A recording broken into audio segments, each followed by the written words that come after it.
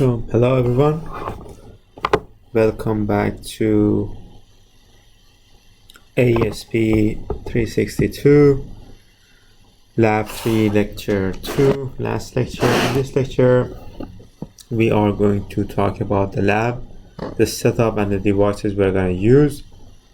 I'll try to format the lecture this way from now on. Meaning that we will have I think I've mentioned this before, but it is not, it is always good to say this again, that we are going to have one lecture for theory. I try to be brief as it was for the previous lecture and only cover whatever you need for the experiment. And then we will have another lecture that goes over the experiment, tries to explain the experiment. Because of this, our lectures are going to be pretty short. And please let me know if you have any comments or suggestions, or if you feel like you need more description or more theory or whatever. Yeah, please let me know. Okay, so let's start the lecture. We talked about the theory of motion, mostly planar motion, and in this lab, which is your third lab of the lab 2 course, we are going to do a motion experiment. But what are the objectives of this labs? Essentially, we will be conducting experiments on the motion measurements in a system with a rotating disk connected to a mass by a string. And the objectives are as following. We want to learn linear motion measurement using an ultrasonic position or proximity sensor. We want to learn rotational motion measurement using optical decoder sensor. We want to learn how to determine acceleration from displacement measurements through second order curve fitting. And we also want to understand the relation between rotational and linear motion in terms of acceleration, and how mass affects the linear and rotational motion or acceleration in general. We have seen before that in general, in this experiment, we will study two different forms of planar motion. But what is the planar motion? The planar motion can be defined as a motion where all the particles of a rigid body move along the path which are equidistant from a fixed plane. So the two types of planar motion we are going to focus on today is translational and rotational motions. Okay. Schematics of the experimental setup. As you can see, you have a rotating disc here, and you have a pulley, and then you have your weight that is connected to this disc through this pulley, through a string, using a string, and the string passes through the pulley. What we will need to do is to essentially put some mass here. The mass will go up and down, and we have to somehow measure the height and the distance the mass is going to travel, and we also have to measure the angular distance theta here, so x and theta. That is going to be the goal for this lab.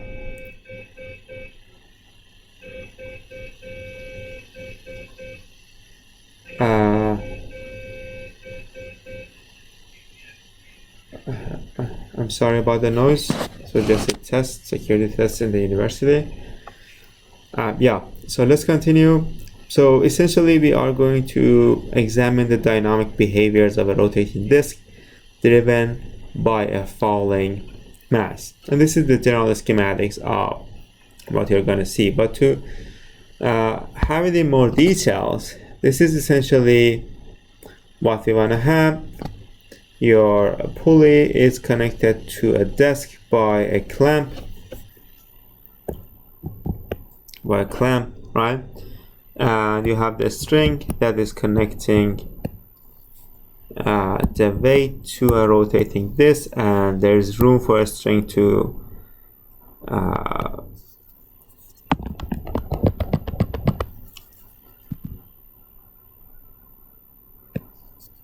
rotate the disc, if you will. And the downward linear motion of the weight will result in the rotation of the disc in this direction. We already know that the formulas for the angular velocity, angular acceleration, and the linear acceleration, and we already know that they are related through the radius of this rotating disc. Okay, and these are the this is the setup you're going to see in the lab. We are going to have the smart pulley clamps. We are going to have a rubber band here, which job is to essentially keep the string in place, keep the pulley in place, and we have some sort of a small pulley here, and there's a spindle and the main platter or the main disc that is on there and is supposed to rotate. Okay, but what are the sensors? How do we measure the travel distance? To measure the linear distance, we have an ultrasonic transducer, and to measure the angular displacement, we have an optical decoder. We are going to talk about the performance of this and how they are supposed to work in the next slides. Okay, so let's talk about the ultrasonic distance sensor or ultrasonic transducer that is supposed to measure the linear displacement. This is supposed to be linear displacement. Okay, this is what you're going to see, and the device we're going to use. There is also a very brief manual in your lab instructions, which I'm going to upload with this lecture. The ultrasonic transducer we are going to use is called the Topsonic TSPC 30. And how it essentially works is that it generates some sound waves that gets to an object, and if there's an object in the wave, some of the wave will be reflected back to the transducer. And using the time of reflection and the speed of sound, this transducer can measure the distance this object has from the transducer itself, right? So that's going to be your point. As this object moves, let's say this object moves from here to here, of course the distance is going to change, and let's call this P0 and P of t. And if you subtract the two, you are going to have your displacement. It's pretty simple. Okay,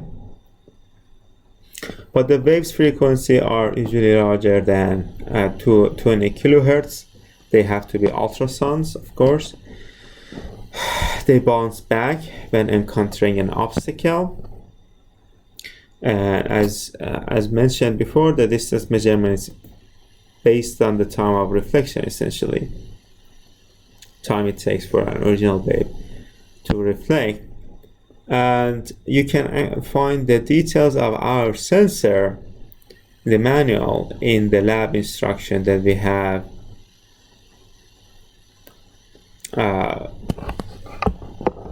we are going to post on Blackboard. Okay, you have to keep in mind that you need to calibrate this sensor, but you have to be able to correlate the output to an actual distance, and we're going to learn how to calibrate this essentially inside the lab. This is a pretty easy calibration system. You essentially have to choose a distance that you know using a ruler or a tape measure or whatever. You can measure a distance, and again you can read the output voltage, right? Change the distance a bit, read the output voltage again, and so on and so forth, right? That's how you will do the calibration. We're gonna see it inside the lab, and yeah. But how can we find this distance? How can the device calculate this distance essentially using this time? Okay, so what your device can calculate is the time it takes from the main original wave generation to the time when it has received back the reflected wave. Okay, which is going to be twice the time we actually are going to need, because it takes time t to go to the object and time t again to come back from the object. Okay, so the time it takes for an ultrasound to sense your object is essentially time it takes for your wave to go 2 times the distance from the object. Okay, so the time we are going to use is t multiplied by 2, and then we also know what is the speed of sound, right? So if you multiply t by over 2 by v, it is going to be giving you the distance that you need. As mentioned, your r, distance r, is going to be equal to 1/2 nu, speed of sound, a, whatever you want to call it, multiplied by time. But how does this ultrasonic transducer, this specific ultrasonic transducer, can sense the sound waves? It's actually pretty simple. We have these materials called the piezoelectric materials. These are the reason, essentially. The reason that ultrasonic transducer can generate waves, and you have to keep in mind that waves are vibration that can propagate. So the vibrations are propagating through space, right? So the reason they can generate these waves and receive the bounce back are because of sensing material, right? So they use a material, the piezoelectric materials, that can sense vibrations. How do they sense vibration? In general, piezo is a Greek word meaning the squeeze. So this material are going to generate electricity. That's the electric part. When being mechanically deformed, that's the squeeze part, that's the piezo part, right? And this is their direct effect, right? So essentially, if you deform a piezoelectric material, it is going to generate electricity, right? And that's how it senses wave, right? When the waves come back to it, it essentially generates electricity, and that's when you understand that it has received an ultrasonic wave, right? And it can also mechanically deform when supplied with the voltage. So the previous one was called the direct effect, and the second one is called the converse effect. So essentially we generate the wave using the converse effect, and the material itself receives this wave using the direct effect. Therefore, the ultrasonic transducers use the converse effect, as I said, to generate the waves, and use the direct effect to measure the waves that bounce back from the object.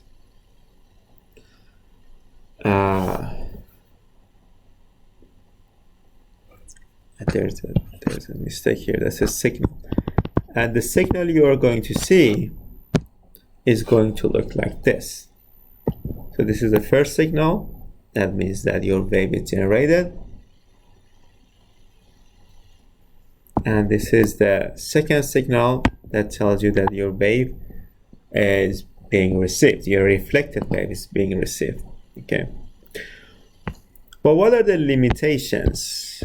What are the limitations of this ultrasonic transducers? So from the determination equation given, you can see the determination of distance requires the correct measurement of the traveling time, t. Okay. But how can you do a correct measurement if the two waves are pretty close to each other, right? The two waves that are these two, right? And you see something like this, right? Which essentially means that your object is too close to the transducer. Then, but when this happens, the bounce back or the second wave packet may overlap with the first one and cause error in determining the traveling time t. So there is a minimum distance that shall be considered. When doing the calibration, when doing the measurement, you have to make sure that you are clear on this. You have to make sure that you want to keep a safe distance from the transducer. And if you want to use the transducer to determine the position of a moving object, we also have to make sure that the transducer has a good resolution to find out the changes in traveling time. So the changes in distance must be within the resolution of your measuring device, which is pretty understandable, right? Think about it. You have a ruler that can measure up to 1 centimeter. You cannot measure half a centimeter with it, right? It's the same story here. So it shouldn't be very close to your transducer, your weight, and the changes, the movement of the weight must be higher than your device resolution. Okay, and when calibrating your transducer, you have to keep these in mind. Okay, but how can we measure the angular displacement? By optical decoder. We have an optical decoder, and this is the optical decoder we have is a US Digital E7P. So optical decoder is a electromechanical device that converts mechanical positions of a rotational part to electrical signals, which essentially means that it converts angular displacement to digital signals. An optical encoder essentially uses a light source, a light detector, and an optical grating to convert angular positions to electrical signals proportionally. And you can find more information about this in the manual that we have included in the lab instruction. But this is what essentially it looks like, right? You have a masked part of your disc that is rotating. Just have to make sure that yes, this shaft here is completely connected to the rotating disc, so meaning that they will rotate at the same speed, right? And you have a light source and a light detector here, a photocell essentially. So what happens is this is going to be the type of output you are going to get. For example, if there is light, you're going to get this. If there is no light passing through, so light passes through this white colored things, and then it doesn't pass through the black ones. So black, white, something like this. This is going to be your output.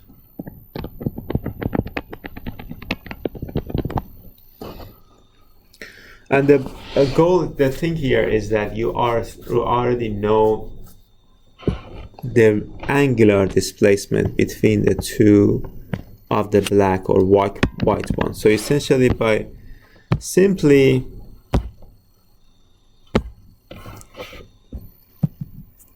let's say you are getting this type of output, right, which is what you will get. You know the distance traveled here, right, the radian distance, right, you know the theta here. So essentially, you know the theta here. So essentially, by counting the number of the peaks you're gonna get, which here is 1, 2, 3, 4, 5, 6, 7, 8, 9, you are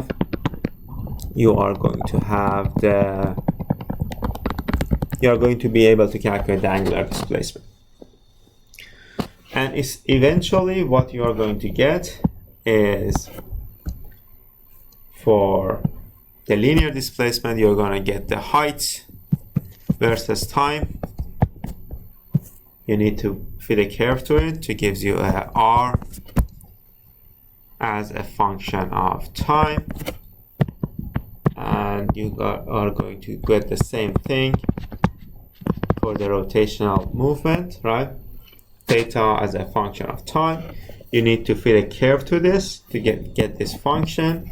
Take the derivative with respect to r twice with respect to time twice, and then you need to check to make sure that your calculations has been correct, right? Your data that you have read. So essentially you have to convert either this to angular acceleration or angular acceleration to this, and we already have the equations on how to convert one to the other one, right? And the two must be the same essentially.